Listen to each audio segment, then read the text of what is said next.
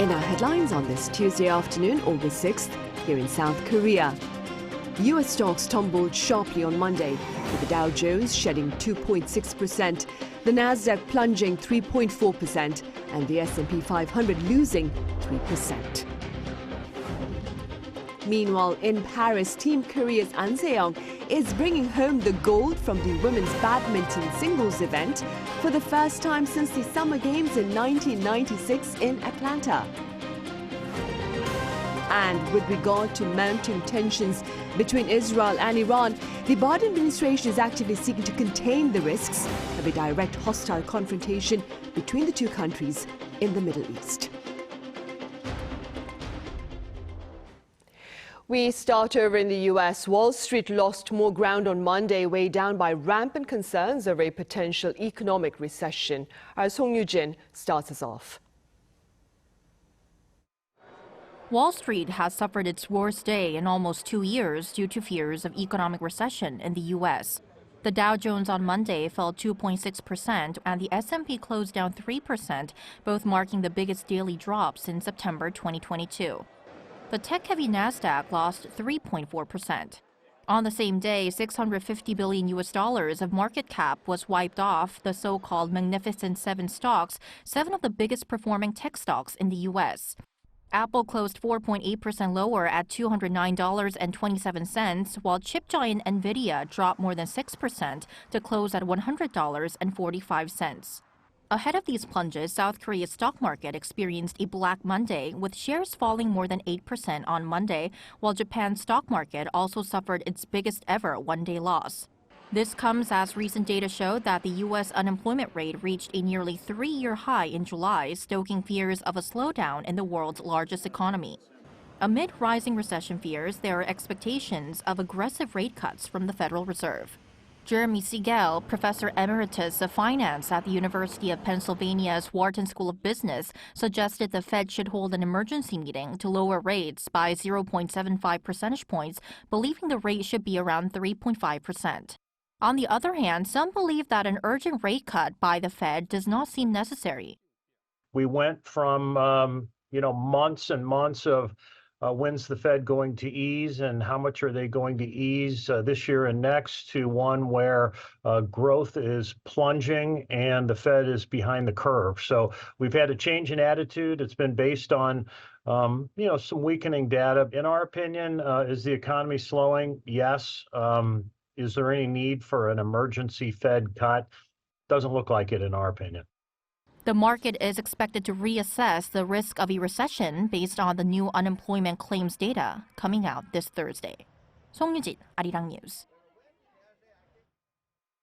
And staying with stock market activity, but shifting focus to South Korea, trading curbs were put in place shortly after opening bell on this Tuesday, as the local bourse witnessed an unsettling rebound from Monday's losses. Our Moon Hye-ryun has details. Following on from Monday's stock market crash, South Korean shares are showing a sharp rebound as the country's finance authorities attempt to reassure investors. On Tuesday, the country's benchmark Kospi opened 3.76% higher at 2,533.34 and continued to peak throughout the first few minutes until a sidecar trading curb halted trading for 5 minutes at 9:06 a.m. A sidecar is set in motion to prevent steep price movements, and the Kospi 200 futures was up by more than 5% at the time of the curb coming into play. It's the first time since June 2020 that the sidecar has been activated over a surge in the main Kospi. The more tech-heavy Kosdaq also showed rapid gains of more than 5% on Tuesday, surpassing the 700 mark once again. A sidecar was activated for the Kosdaq at the same time as the Kospi as a result.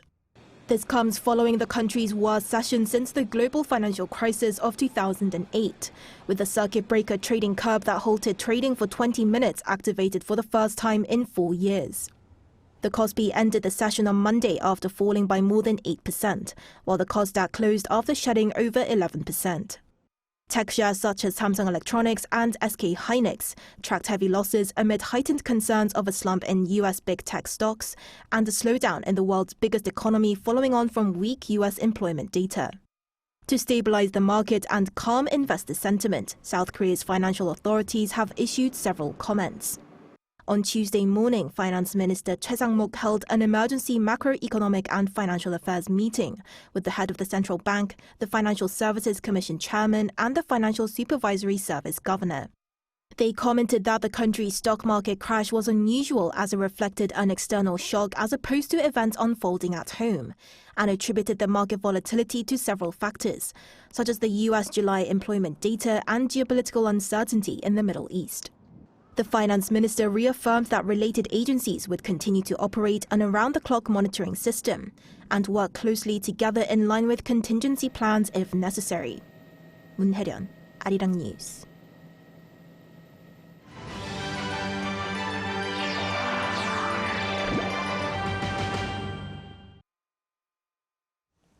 Team Korea's An Se-young is bringing home the gold from the women's badminton singles event. Our Lee Seung-jae covers her match and more. It's one thing to be ranked #1 in the world, but to take on the pressure and win Olympic gold is another. South Korea's An Se-young, who's ranked #1 in the world in women's badminton singles, faced off against China's He Bingjiao on Monday and did not disappoint. An dominated her opponent in straight sets 21-13, 21-16 for a 2-0 win in the final to claim the top podium spot. With the win, An claimed South Korea's 11th gold medal in Paris and the country's first gold medal in the sport since Bang Soo-hyun in 1996. South Korea has shown its dominance in archery, but it's also shown that it's one of the best in the world when it comes to shooting events. The country added yet another Olympic medal in shooting on Monday when Cho Young-jae won the men's 25-meter rapid-fire pistol silver, marking South Korea's 6th medal in the sport. Cho started off strong but finished second behind China's Lee Yu-hong. With the 6th podium finish in shooting in Paris, South Korea won more shooting medals this year than any other Olympics before. And finally, South Korea has advanced to the quarterfinals of women's table tennis team event after defeating Brazil 3-1 on Monday. The trio of Shin Yu-bin, Chun Ji-hee, and Lee Eun-hae advanced after 1 doubles and 3 singles matches. The duo of Shin and Jun won the opening double event to start things off. Lee lost the first singles event, but her teammates cruised through in the next. Shin won a mixed doubles bronze earlier and is now eyeing her 2nd Paris Olympic medal. With 11 gold medals in Paris, South Korea is now 2 top podium finishes away from matching its Summer Games record set during the 2008 Beijing Summer Games and 2012 London Summer Olympics. Lee Seung-jae, Arirang News.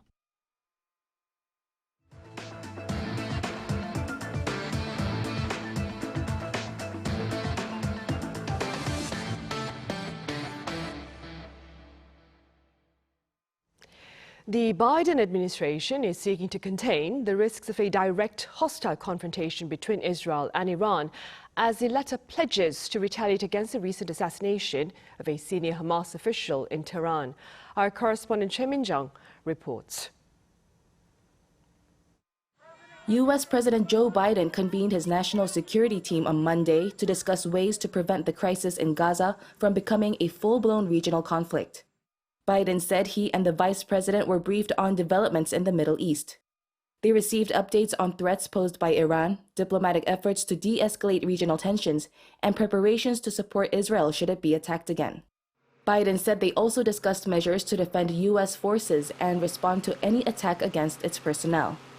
This comes as several U.S. personnel are believed to be injured after a suspected rocket attack at Al-Assad Air Base in Iraq.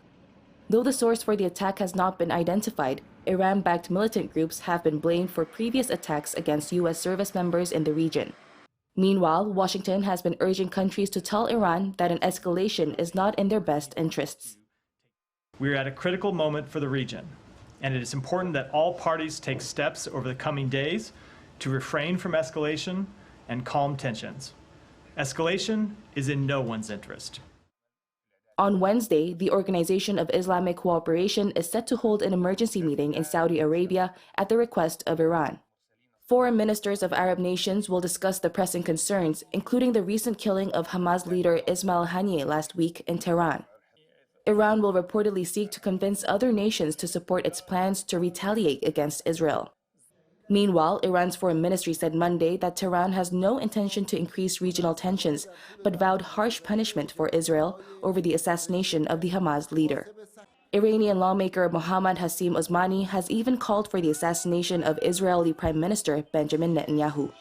Choi Min-jang, Arirang News.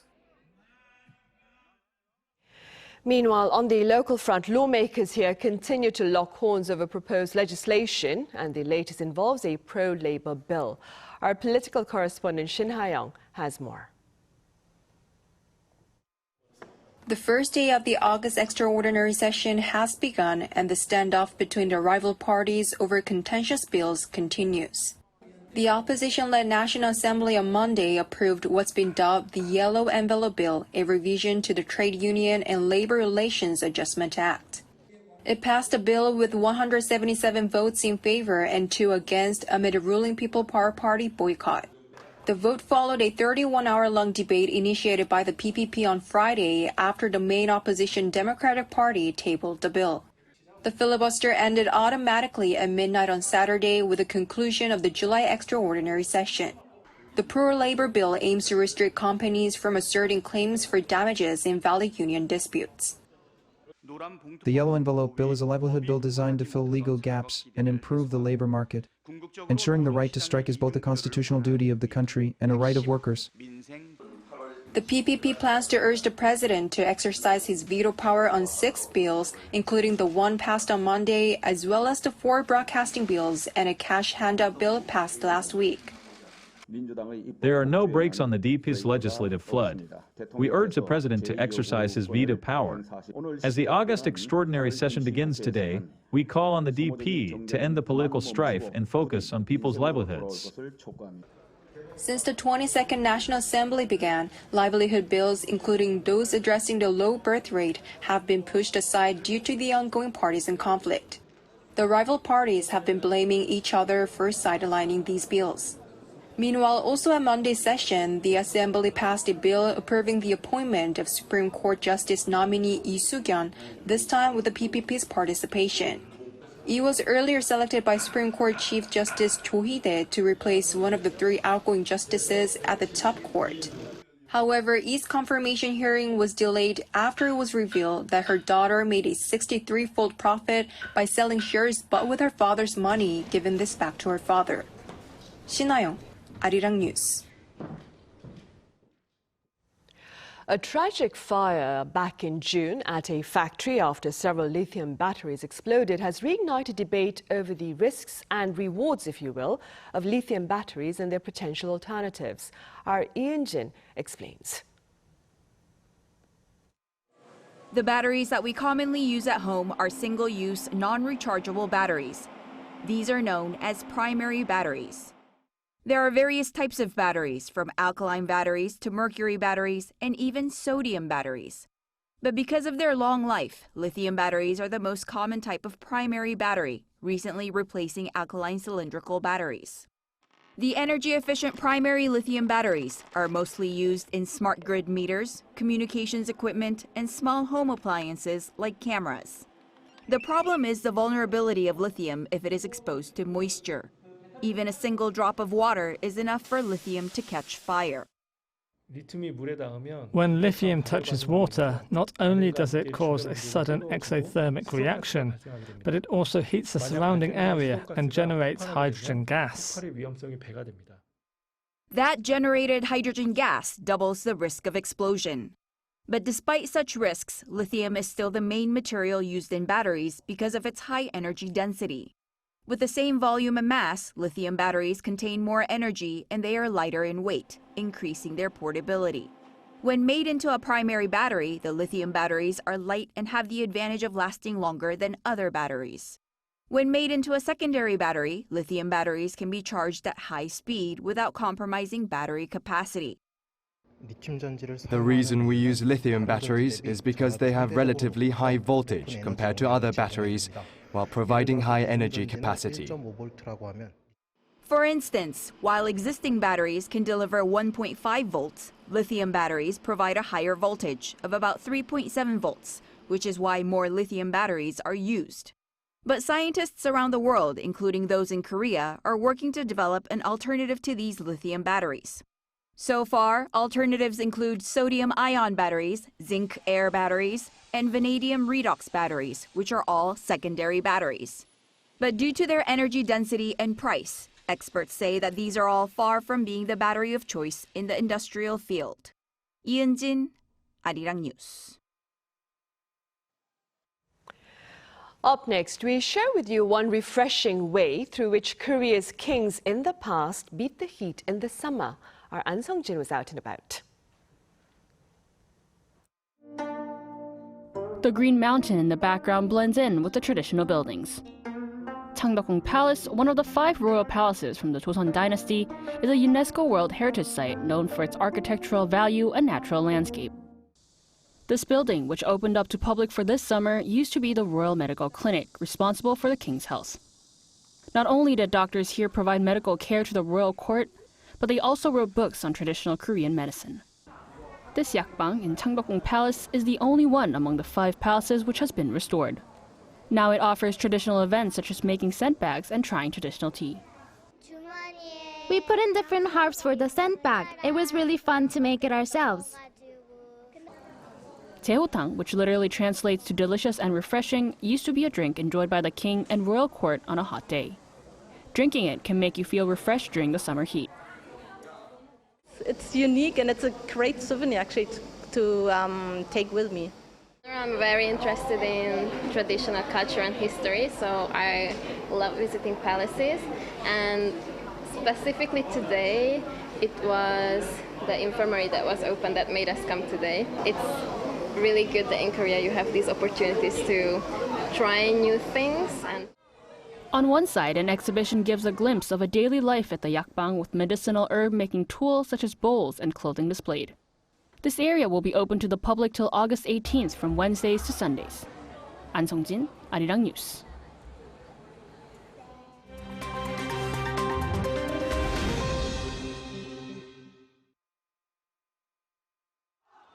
Let's take a look at the latest news in the world now. Following the resignation and fleeing of Bangladesh's longtime Prime Minister Sheikh Hasina on Monday, crowds took to the streets to celebrate the news. Hours after Hasina's resignation, President Mohammad Shahabuddin released jailed former PM Khalida Zia and all students detained in the recent protests. 76-year-old Hasina reportedly fled to New Delhi, India, after the end of her 15-year rule of Bangladesh. Some of the crowds were seen storming the prime ministerial palace, with reports of looting and vandalism of parts of the ex-PM's former residence. Bangladesh's army chief, General Waqar-Uzzaman, announced that an interim government will be in charge of the country, lifting the national curfew and calling for new elections. Unrest continued on Monday, however, as police and other government buildings were attacked and set ablaze in Dhaka, while protesters attempted to tear down a statue of independence leader Sheikh Mujibur Rahman, ex-PM Hasina's father. The AFP news agency reported that at least 66 were killed on Monday, while local media Dhaka Tribune said up to 135 had been killed.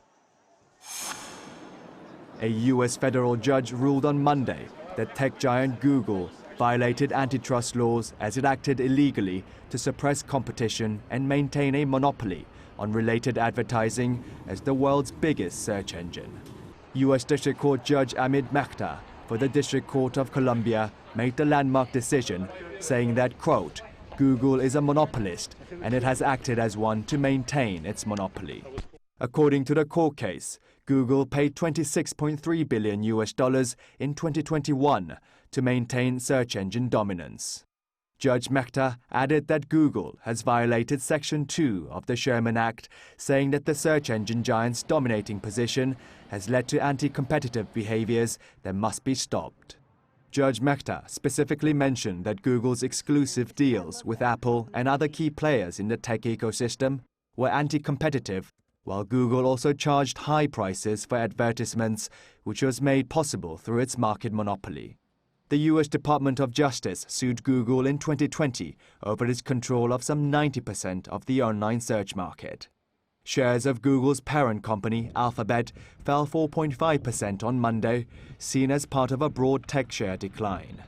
Google advertising generated 77% of Alphabet's total sales in 2023. Hurricane Debby made landfall in the Big Bend region of Florida's Gulf Coast on Monday morning local time, already leaving at least 4 people dead. According to the National Hurricane Center, Debby made landfall at around 7 a.m. after strengthening into a Category 1 hurricane with some 130 km/h winds late on Sunday. At 11 a.m. local time, it was downgraded to a tropical storm. The Hurricane Center's director, Michael Brennan, said that Debby is expected to bring up to 500 millimeters of rain to the southeast coast, saying that some areas may see over 800 millimeters. Local media reported that over 300,000 energy customers are currently without power, while downpours and floods are hitting Florida's Gulf Coast hard. Florida Governor Ron DeSantis declared a state of emergency for 61 out of 67 counties in the state, while his office stated that 3,000 National Guard members have been mobilized to recover areas expected to be affected. In South America, 2 passengers were arrested at Boa Vista International Airport in Brazil on Sunday, trying to smuggle more than 500 canaries in suitcases. Federal police agents found the canaries in small cages, which many would have died had the passengers been able to successfully check in their luggage and sent them to a wildlife triage center. This is already the 3rd seizure of hundreds of canaries at the Boa Vista airport in less than 2 months, with authorities rescuing some 1,400 canaries in total. Metropol's news outlet reported that each canary can be sold for a price between $180 to $710 US. Kim Seong, Arirang News.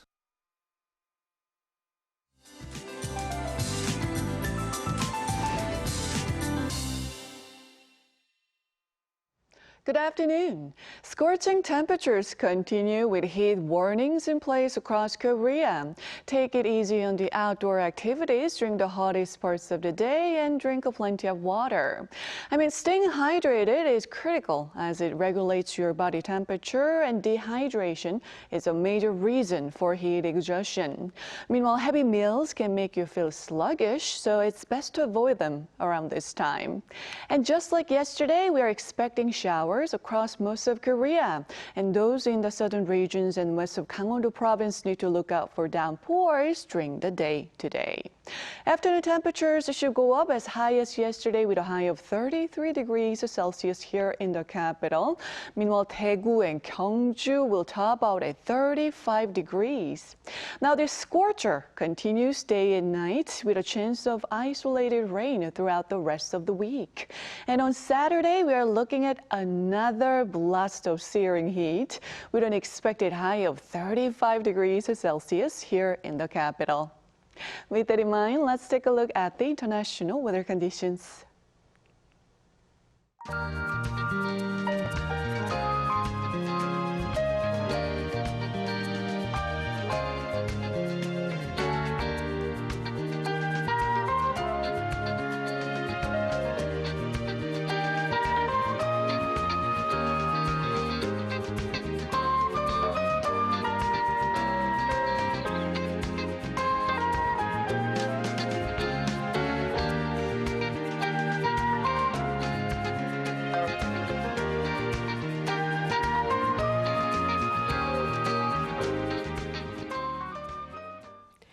Those are the latest headlines at this hour here in Korea. Coming up next is our daily panel session, and today we have our foreign correspondents touching upon cross-border tensions.